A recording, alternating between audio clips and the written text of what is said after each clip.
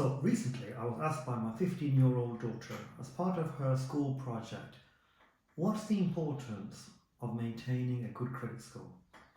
So that got me thinking, we need to do a video on this to educate the young children. So let's get into it. Hi, I'm Mohammed Ahmed. I'm the founder and managing director of Pinnacle Finance UK. Welcome to episode 3 in a series of videos where we discuss all things property and finance. Today what I want to talk about is the importance of maintaining a good credit score.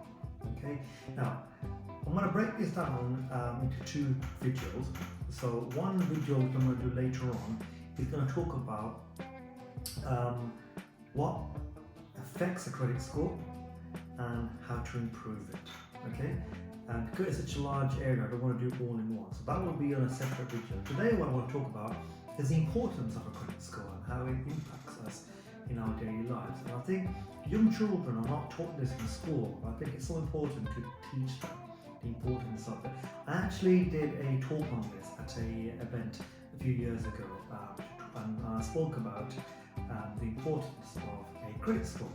So I like to break it down into 3 areas. Number 1, when you go out into the big world, when you're 18 and starting a new job, most jobs nowadays require you to do a credit check. And if, for example, because something you've done wrong and your credit score is really low, perhaps you've got defaults or arrears on, you've been to court and you got time to go judgment, you're not going to pass their credit score, in which case you are not going to get a job. Okay, so a credit score in a lot of cases can affect your ability to get a job, or the job that you want, at least anyway. Okay, so that's number 1. Number 2, when you move out, when you're 18, you want to start, a lot of people, youngsters, they want to live on their own. So initially they'll go and rent somewhere. So you go to a letting agent and you say you work here and you've got a good job, etc, etc, you've got good earnings, great. They do reference checks on you, but then they also do credit checks on you. Okay? And guess what? Again, if your credit check fails, you're not going to be able to rent that property. So the independence of living on your own is potentially out the window because you've not maintained a good credit score. Okay? So if you want to be able to have your own space and rent somewhere that you want and have your independence, then maintaining a credit score is crucial. Okay? Number 3, okay, what we'll look at later on in life, at some point you may want to buy your first home. Okay?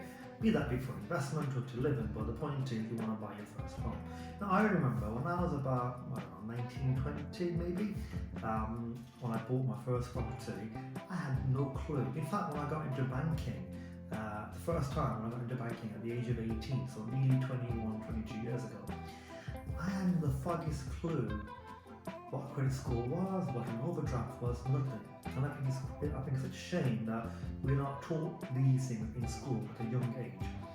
Anyway, coming back to point number 3, at some point in the future you want to buy a house, but again, you've not maintained a good credit score for whatever reason, and like I said, these reasons we'll discuss in a separate video on how you can improve them, but you've not maintained a good credit score, and therefore one or two things could happen. Either 1, you may not get a mortgage at all.